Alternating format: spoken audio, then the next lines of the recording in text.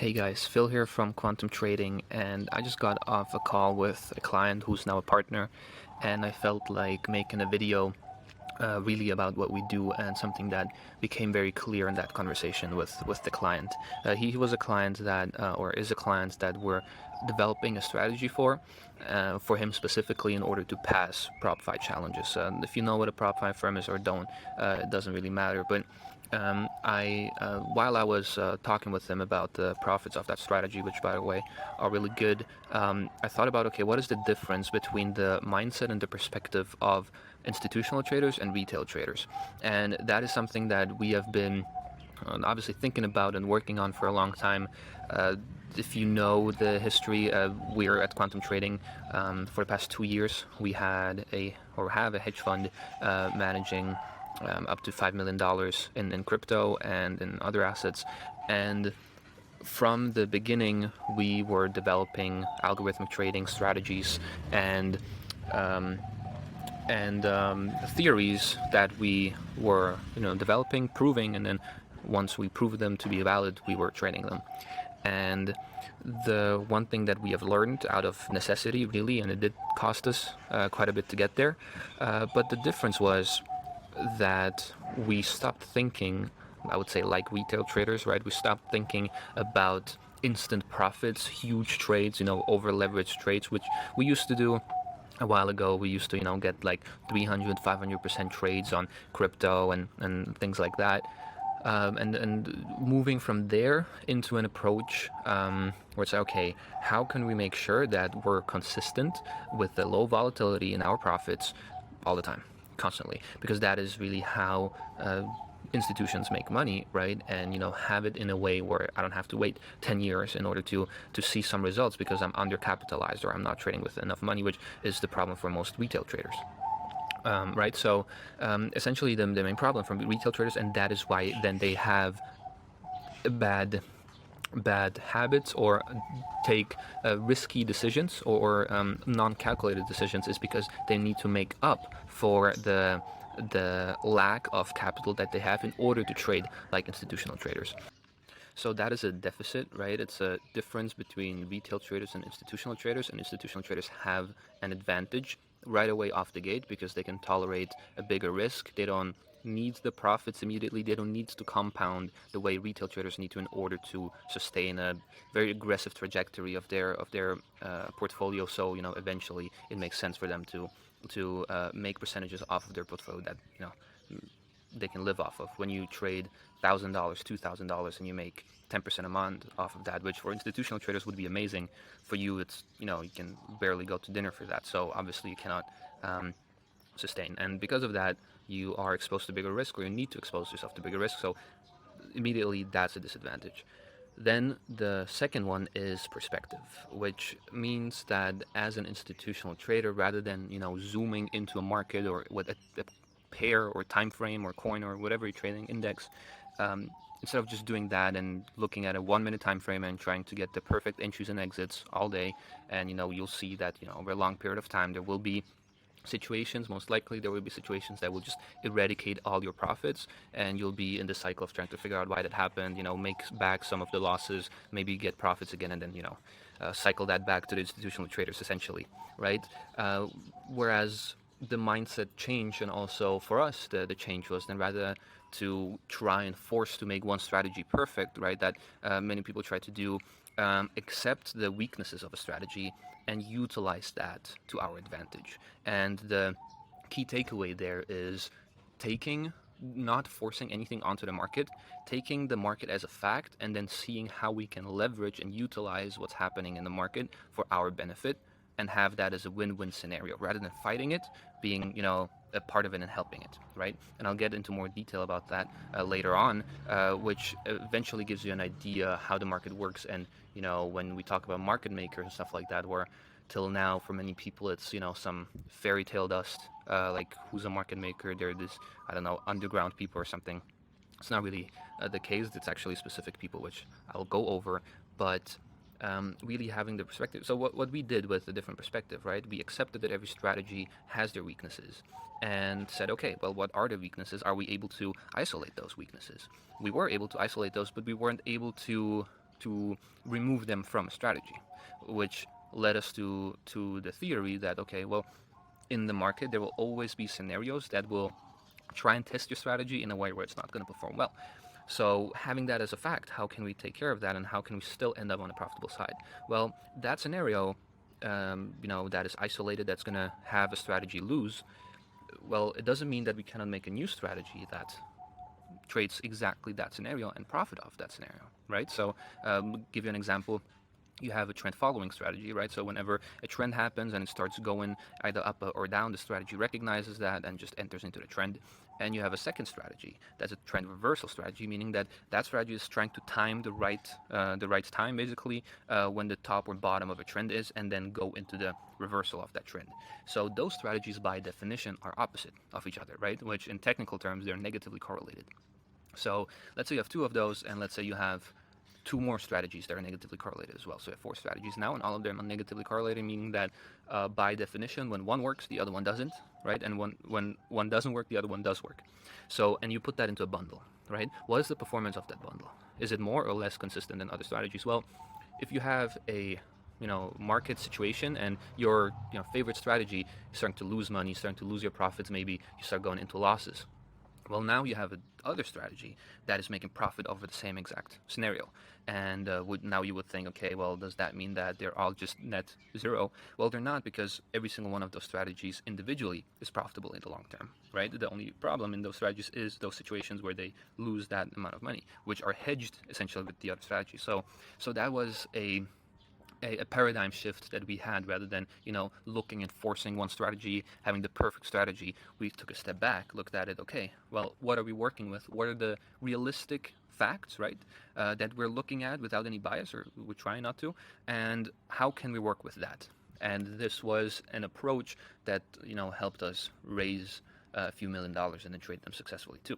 And so that's number one. And then number two, and this is really the important part, and something that not many people tell you. In fact, I am sure that no one told you before, which is the absolute unfair advantage that institutions can have over you.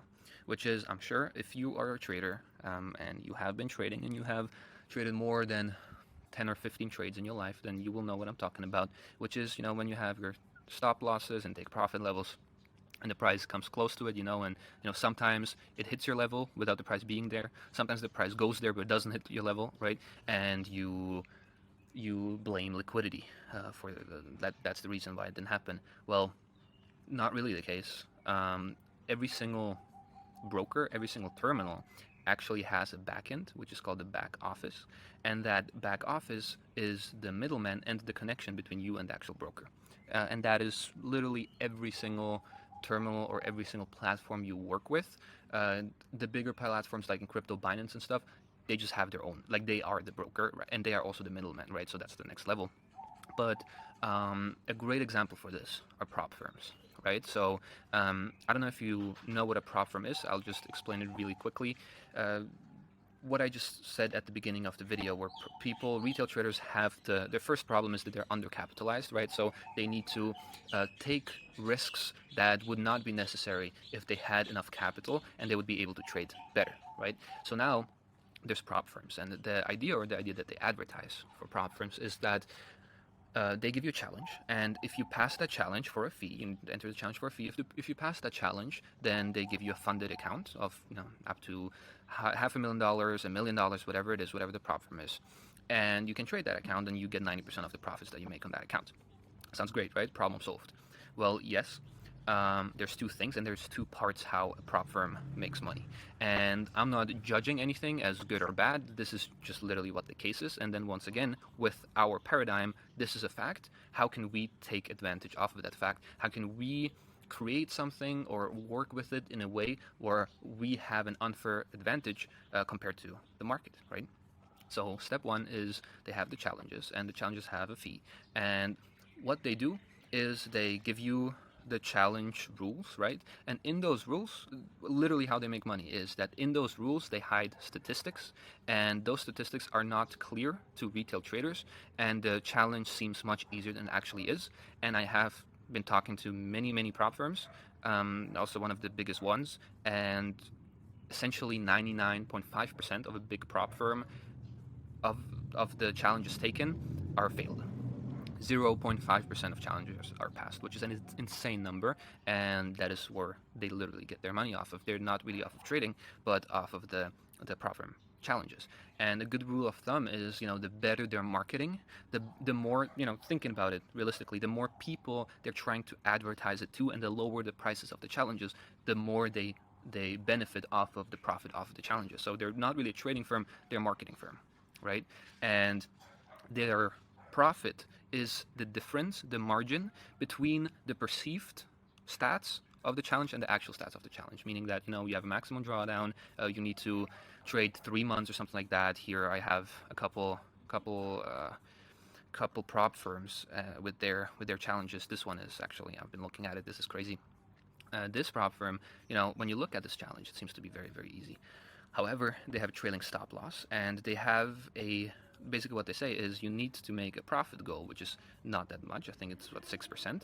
However, you need to, for 3 days or 3 weeks or something like that, you need to hold above that profit goal with the trailing stop loss, So it's like, okay, well, that shouldn't be that hard. Well, if you need to trade, what is the chance of statistics? What is the chance of going below that profit goal? If you actually write it down with pen and paper, you get to the point that, like 95% chance that you're gonna hit it at some point, And those are statistics that they don't advertise, but those are statistics that they make money off of. And if you look through this, like, these are insane rules that don't seem that clear, but like when you go through this, it's actually insane. Like, there's basically a 0% chance that you ever get paid out or ever, I think they evaluate you for 3 months even after you get the funded account. So they'll basically never pay you out, and they make money off the challenges, right? So that's prop firm number one. That's part one on how they make money. Now part two is the even more interesting part that no one tells you about, which is that there's a backend on every single platform, right? And that platform, so let's say MetaTrader 5, they have a backend, it's called back office, and you need to get certified in order to go in there. And there's only so much you can talk about it, even me right now. But basically, you get into the backside of MetaTrader, and essentially through the backside you see everything that a trader is doing. Number one. And then number two is the way the prop firms get funding is through a liquidity provider and a broker. So now you're the middleman between the broker, the liquidity provider, and the trader. And depending on how the trader's trading, their risk threshold, their profitability, you get a deal with the broker and the liquidity provider, and you basically deal that trader out like a casino, right? You're the one dealing the chips, and you get terms and fees with the broker based on that trader. And if you have 1,000, 2,000 traders, then you can literally distribute risk like a bank does, right? And essentially, a trader comes to you, they do the challenge, and when they do the challenge, you basically give them a loan, essentially, and then based on their risk threshold, you manage the loan and pay back the loan, and work with the broker. You can exchange traders with other brokers depending on risk thresholds. It's a whole different world. And so essentially, if you're in a prop firm and you pass a challenge and you don't fit their agenda, you don't fit their marketing angle, or you don't fit their current portfolio, what happens is they just make your life very hard, because they can. They increase your spreads, they hit your stop losses or don't hit your stop losses. Everything that you would say, that was a market maker, or the liquidity was horrible, or the liquidity was crazy, all of that is literally someone turning the dials on you. And if you are in agreement with the prop firm and you don't know how they make money, number one, and you don't know what they're looking for, are they looking for high volatility traders, are they looking for consistent traders, if you don't fit that category, they will make your life incredibly hard, and they will end up being the ones making money, right? And now the second part is that, let's say a prop firm has 100 traders or 1,000 traders. They see every single trade, every single order, everything about that trader. So they know exactly where the stop losses are, exactly where the tip profit levels are. So they can, with a 100% guarantee, they know that, if the price hits this level, there's this many stop losses. This many stop losses hit in this time, and the price will go over here. And that they can just arbitrage it very, very easily. So whereas you are trying to guess where the liquidity pools are, where the supports and resistances are, where the orders are, where the order book is, they know exactly where the order book is. So when there's a trader, when there's a back-end trader, and he trades for the prop firm off of the data that the traders give them, if we were supposed to trade against that person, because we know that the market is a zero-sum game, someone needs to win in order that someone loses, you have no chance of beating that person, because he sees your cards and he sees his own cards, and then he sees everyone else's cards as well. So it is not a fair game in any way, shape, or form. And it's not a fair game because of part 2 and part 1 as well, which is, first of all, they just make money off of the challenges, and they profit off of the fact that you haven't done a simulation of the statistics and saw that, you know, it's actually very, very improbable that you will pass a challenge. And then number 2, when you do pass the challenge, they either make the life hard for you so they don't have to pay you out, and if you do fit by some miracle, if you do fit their agenda, then they use your data in order to counter trade you, or, you know, make 100% sure trades rather than having to guess about that. So this is what, when you say market maker, when you say, you know, these people are controlling the market, this is what it is, right? It's people that see all the cards, and you are either a pawn or liquidity, or literally just a monthly fee for the challenges that you pay, right? So with this information, we were like, okay, how can we take advantage of that, right? So the point was to create the strategies, like we said at the beginning. We create the strategies and we put them into bundles. We distribute them in a way where no matter what happens in the market, there is some strategy that makes money off of that move, right? We bundle them together and we have consistent results. Then we don't go to random challenges. We go to a specific prop firm, or, well, liquidity providers really, and say, hey, this is what we want to do. What is your agenda? What is your business plan? Can we work together? And they then give us a specific account or challenge specifically for our strategy that we will pass and go through, and then have exact rules and terms that we will work with the prop firm in order to take the work that we did, right, of creating those strategies, and leverage that with the largest multiplier possible, which is exactly what banks do, right? So we're taking the perspective of institutional traders, and we take our work, we multiply it, you know, by 500x, whatever the challenge fee is to whatever the account is that you can trade with. And you do that in terms by striking a deal with the prop firm, right? You're not just someone that pays the challenge fees. You're someone that is going to help the prop firm to work towards their goal of, you know, distributed risk or their desk dealing. You let them desk deal where both sides win, and with those accounts, then you will make your profits, right? And you will make 500x the profits that you would do. Otherwise, you're not undercapitalized. You don't have to do too much risk, right? And you know what the game is, and you are looking at it as an institutional trader. And rather than doing the guesswork, you have the information from the prop firm, right? So this was the approach that we started to take, even in the hedge fund, and even if people approach us, our clients that we create strategies for, right? And this was probably the biggest misunderstanding or the biggest difference that retail traders and institutional traders have, right? So we decided to create a community, a Discord, where we educate people about these exact things and how to create strategies, how to create approaches and mindsets in order to think like an institutional trader. Take a step back and have, instead of hoping and gambling, we take a step back, see all the facts of a strategy, say, okay, these are the times where the strategy does well, these are the times when it doesn't do well. In the times where it doesn't do well, what do we do? How do we fix that?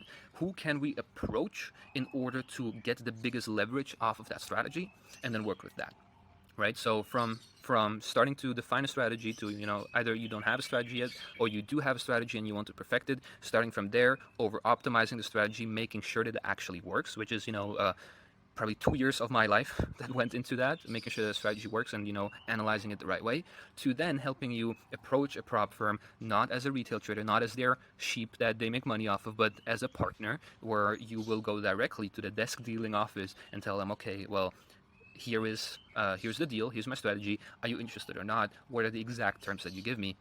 And then using that and leveraging your work that you did before in order to make consistent returns, where you don't have to risk too much, and, you know, trade with an account size that is justifiable for your work that you put in, which is, you know, everything from $100,000 to $1 million, depending on your risk and your volatility. So this is the reason why we created the Quantum Trading Discord, and this is what we will be going through basically every single day on calls. You will see us live do this, and then we will help you develop something similar where your mindset and your approach will turn into that of an institutional trader rather than a retail trader that's just getting milked and destroyed from all sides. So that's the goal of the Discord. That's the reason the Discord has been created. And feel free to take a look. And inside that Discord, I think that within a few days even, you will be very, very thankful that you came across it. So that's all I wanted to say. And yeah, I'll see you there.